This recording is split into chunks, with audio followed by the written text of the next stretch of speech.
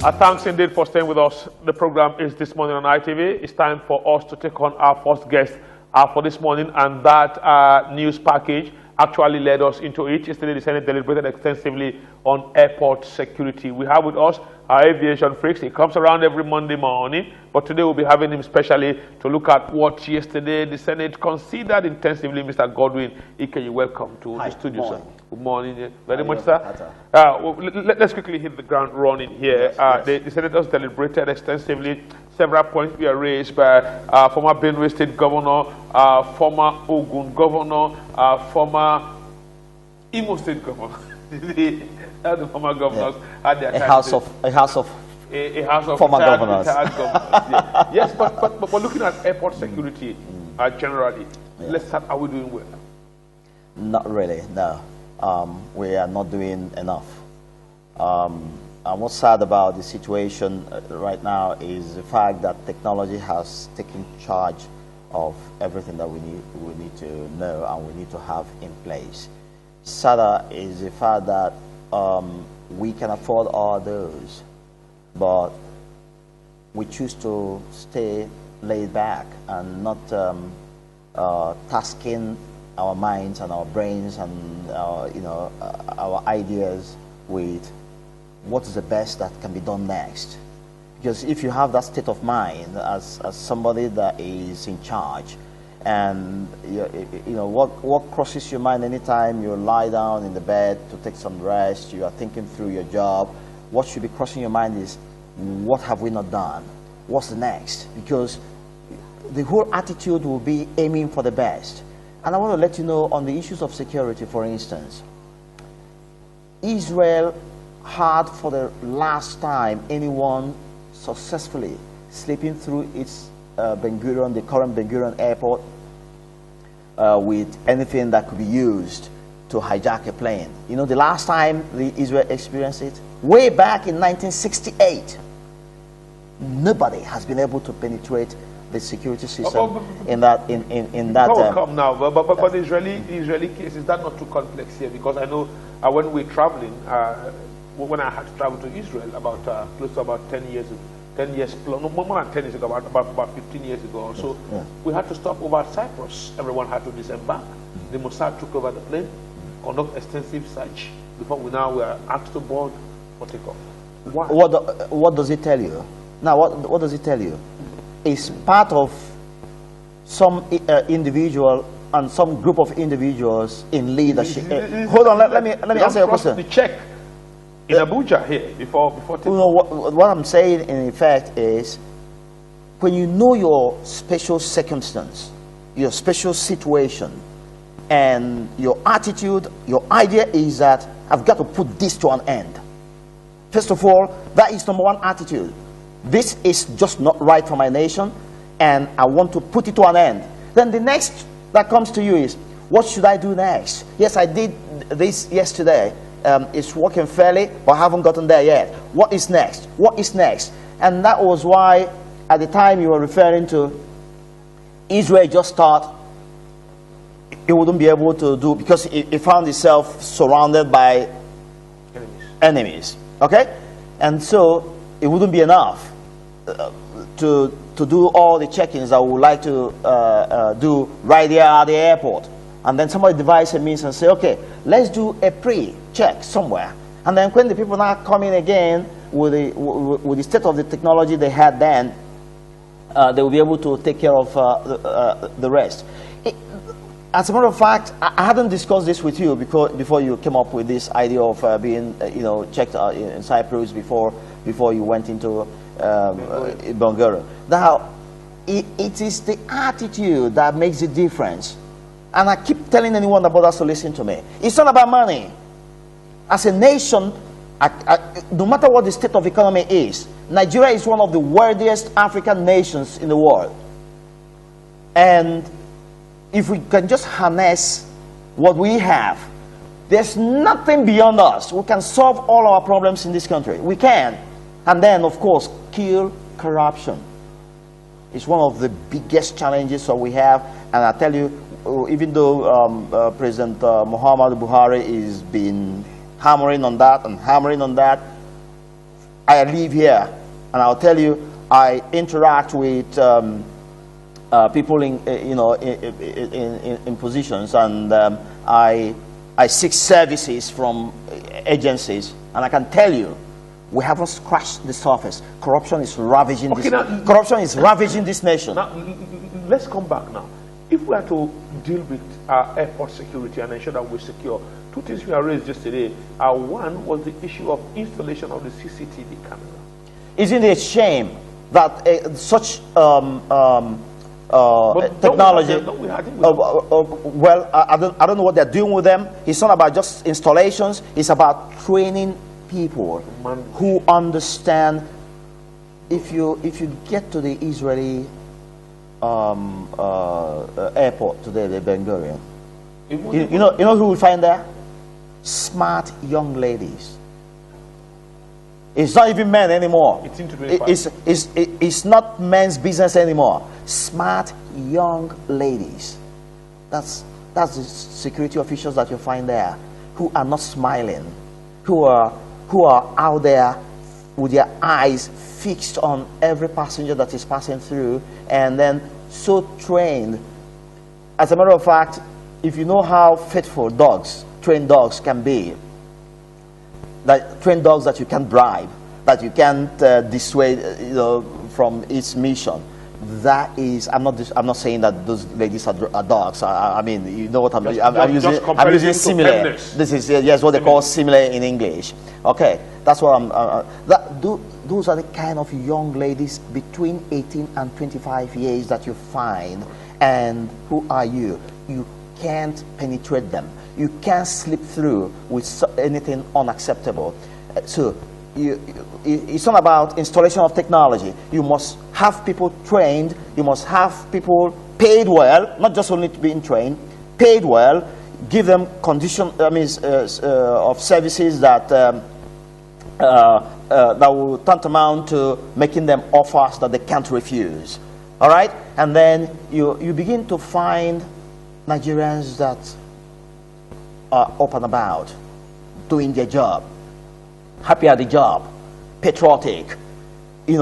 Corruption is a listing on their minds. If you raise the issue, they have you arrested and rein you in, and then you go and cool off a little bit in Kuje or what's the other Niger one in Niger State around us here. I mean, until we get to that stage, we'll just be wasting our time as a people and as a nation. It's not about money. We can afford the best. Because what the lawmaker raised, which is also worrisome here, which we may need to extract here, is that they're worried that someone gets to the airport, you pick your bag from the house, you drop from the car, you enter the airport, you'll be checked in, you'll be screened, and within the airport environment, someone just got some coke, some cocaine into your bag, some hard drugs, and even the airport guys will screen you. I am really surprised that travelers realizing and understanding this at this time. I can tell you with all due humility, I knew this might just happen to anyone over 20 years ago. As a matter of fact, I remember the day it hit me, and I now knew and understood that something of that sort might just be possible, was that I was on my way to the U.S. and this was happening sometime, I think it was 1996, about 1996, and that was in Lagos. And after checking in, I just remembered that there was something that was wrapped up for me. That was it was some kind of foodstuff that I was supposed to take to my elder brother, who was living there and that still lives there up until this moment. And I ran out. I had checked through the security, and then I ran out to pick this stuff from one of the people that saw me off to the airport. I just forgot to pick up the because I was supposed to hold it as a hand carry stuff, well packaged and purely food stuff. Lo and alas, when I came back for security check, rather than the official that I met there running through the package through the scanning machine. I was shocked. A lady, for that matter, you know what she said to me? Oga, we know this, come and settle also. She thought it was handled. Yes, this was in 1996.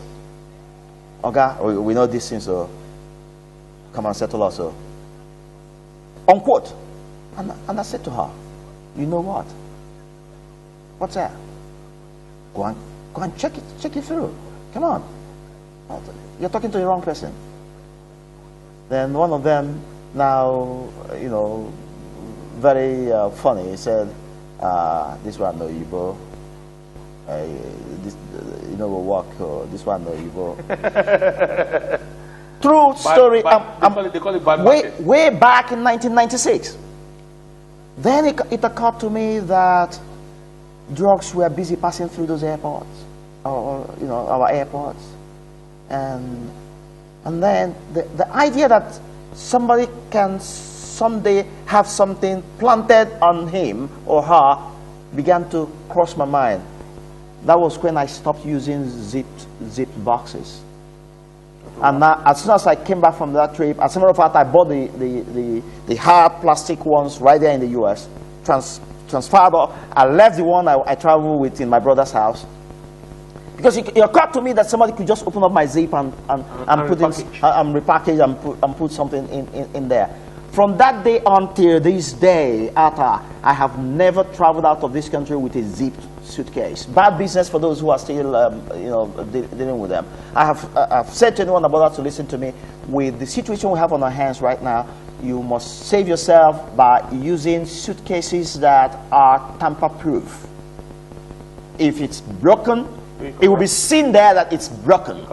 And officials, and of course you can wrap it as well. But then, even if you wrap and they choose to use penknife to cut. Quickly now, you gave me a good news that we'll be looking at this for a whole long period because there's so much to touch now. Yes. Now, what I think former governor of Benue State today, Senator Suswan, is that most times they of the political class, the senators, the House of Rep members, the governors and others should submit themselves to check. And one person I know, I must comment here, one person who appears to be the only man who many persons have commended that will do that 10 million times is the former FCT minister, Malam Mohamed Musa Bello. He stops to pay the toll at the gate, and even the people will be telling him, sorry sir, you can go. He said, no, I can't go. We must pay for the two it's part of the... He stops. So one time they argue, he came down, he paid and demanded for his receipt and said they should go. That whenever they are going there with this convoy, every vehicle must pay to go in. Makes when sense. They got for check, they insist that they must go for check. He insists that he will always travel economic class. If he must fly, he must go economic class. That is his will and that is his wish. And I think, but he raised it that they must learn to submit themselves to check. The ones I blame are those that are not doing their jobs.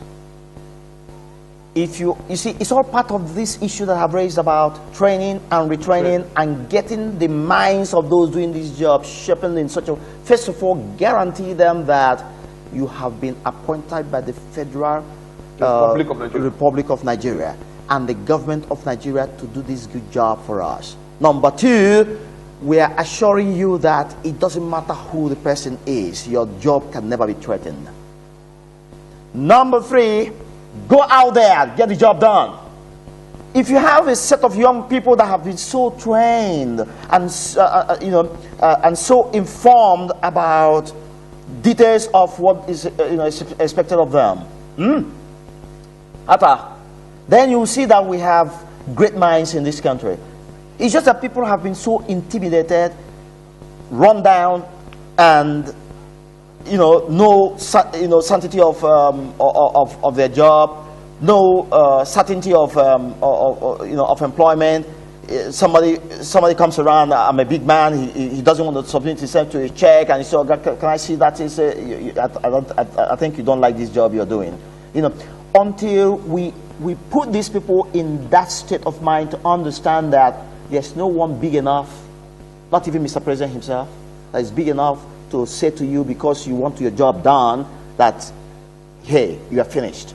You are going to leave here soon. You see that point? If we don't create that environment that enables people do their job, then we are simply crying to the blues. It will never happen. The only way it will happen is set the right environment, get people trained, set the right equipment in place, and then watch people do their jobs. And then if that man that calls himself, or lady that calls herself a senator or whoever, they think they are, come across and say, sir or madam, I need to have a look at that bag. I say, do you know who I am? I say, I don't care who you are. Just put that bag on that table. Until we have young people doing this job with this kind of confidence I have just expressed, I don't care who you are. I just need that bag on that table. And then the young people stand their ground, and the person submits. And then maybe, if we don't get to that stage, it's a big joke. Big joke. We must do what we have to do personally by using the appropriate suitcases to save our lives and save ourselves from trouble until we put in place something that guarantees extra security for us. We are on our own at the moment. Okay, it's a big joke going on there. Big joke. We're not serious. before we go quickly, I thought of something that you will be bringing, if the audience can hear it, on airport security.